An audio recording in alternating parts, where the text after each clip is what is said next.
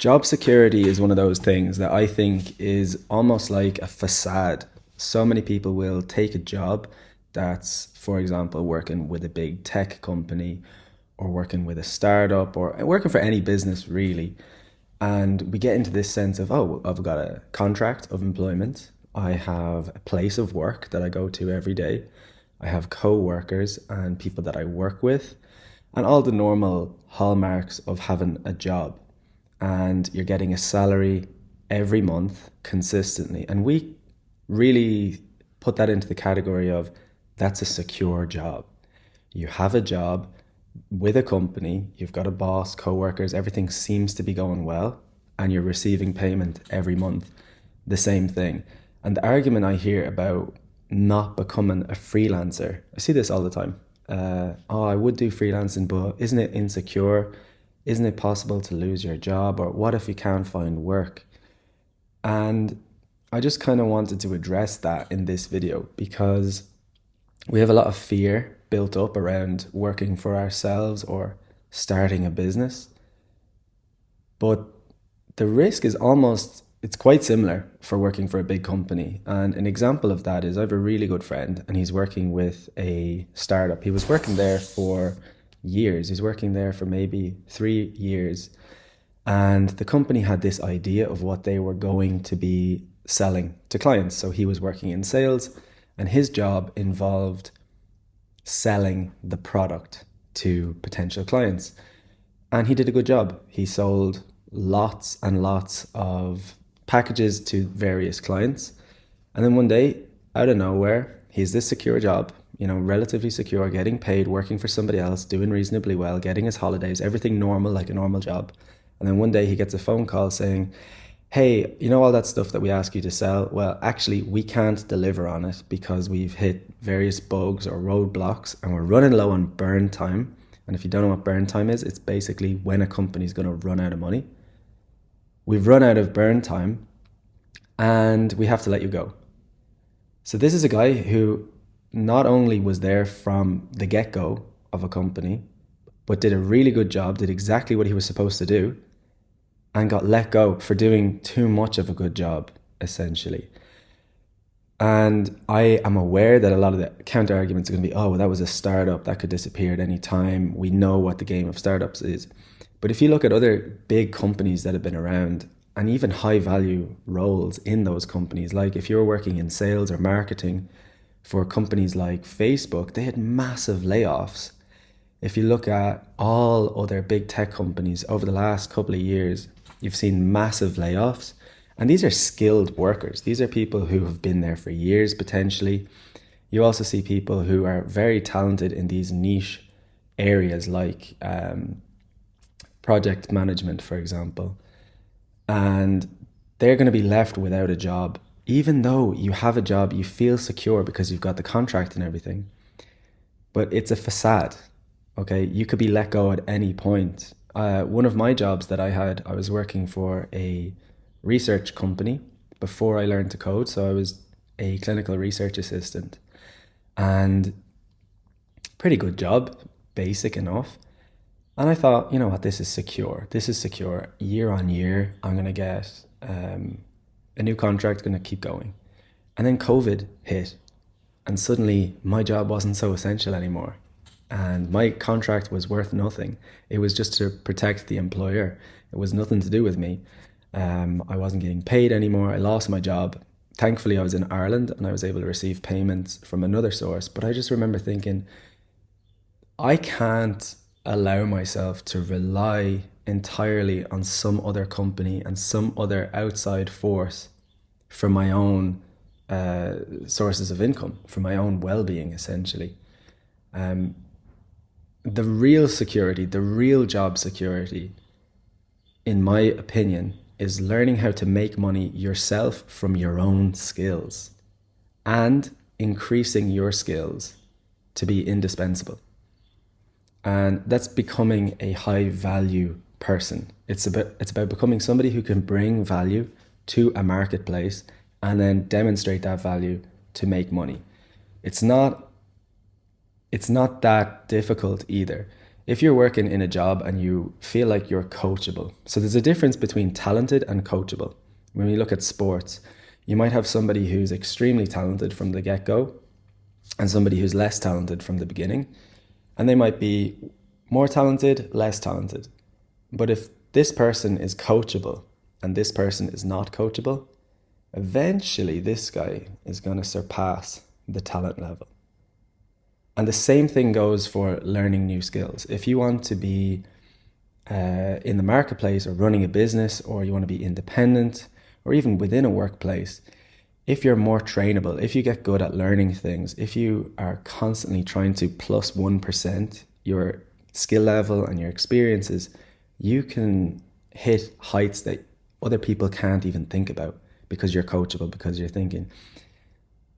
So becoming a coachable person and growing as an individual, growing as a professional, and becoming high value yourself is the real job security, in my opinion. So you can learn high value income skills, stuff that you can sell directly in the marketplace, whether that is education, whether that is learning to code and doing code. Maybe you learn web design and you're selling websites directly. Maybe you get really good at email automation. Maybe you're really good at understanding purchasing psychology and you're able to create funnels for other businesses so they're able to sell their online product or their digital product or their e-commerce, whatever. But being an individual who can directly bring value to other businesses or directly to people is way more job security than working for another company. And if you're worried about freelancing because you're thinking, I don't know about the security, try to reframe that in your head, because that's something, it's actually possible that it's more secure than your current job. Obviously, if you've got a job in a hospital or you're working directly for the government and you can get really secure jobs, I'm not talking about that. I'm talking about people who are working in small to medium-sized businesses or even bigger businesses that they could let you go at any point. And it's important to recognize that we see all the benefits of being a freelancer and working for yourself. And, you could be like me. I'm in Ireland. I was just in Brazil. I was in Argentina. Now I'm moving to Portugal. I'm going to be visiting Spain. I can do all those things as a freelancer. I can just book time off on my calendar because I decided to, and I can go and do what I want. So we see all these benefits of being a freelancer, of doing what you want, but then we see that fear, and we've got that fear, and it's like, oh, I'm not going to do it because it's less secure, or what if I can't make any money? I guarantee you, if you're making no money, you're going to find a way to make money. We're problem solvers. That's who we are. People evolved to solve problems, to make tools. So you're going to figure it out, especially if you've got no income. It's going to light a fire under you and you're going to work hard at it. And again, if you're somebody who's not coachable, who's not trainable, somebody who's not willing to put in the work and learn for yourself, if you're somebody who has to ask questions in a group chat that could easily be Googled, maybe it's not for you, okay? But if you've got a bit of get up and go, you're willing to learn things, you're willing to invest in your own education, then definitely give it a try. It's something you can start completely on the side, being a freelancer, while you already have your secure job. But becoming high value in the marketplace is way more secure than having a job, in my opinion. How many people do we know that have a job that has no transferable skills or feels like it's super specific to that one job? If you lose that job, it's going to be really tough to figure something else out. And I'm not trying to just bag on people who have jobs. I think it's good to have a job, but if you want to be a freelancer and what's stopping you is this sense of insecurity, that shouldn't be the thing that stops you. And then we also look at the potential upsides, right? If you're working in a normal job, you might get a quarterly review where you can make more money, or you might get an annual review where you can make more money.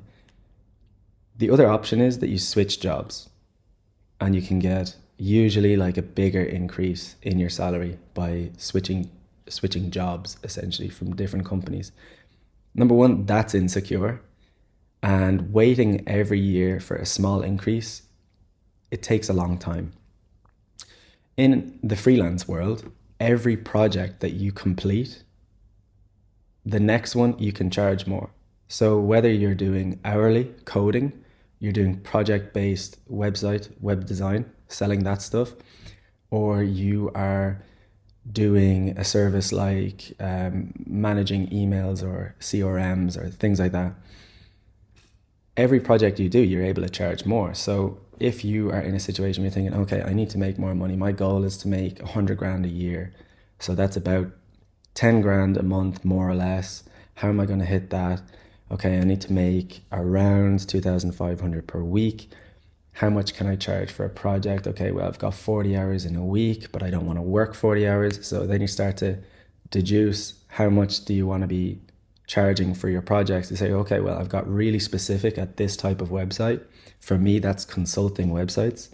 And I know that if I want to sell a consulting website every week or 4 per month, I need to charge a certain amount in order to hit my targets. And then that's the fire under you to get that done. If you have a job, you're just thinking, okay, if I just hit my KPIs, I work hard, I might get a raise at the end. It's less predictable, it's less secure, and it's less in your control. So that's the nice thing about freelancing.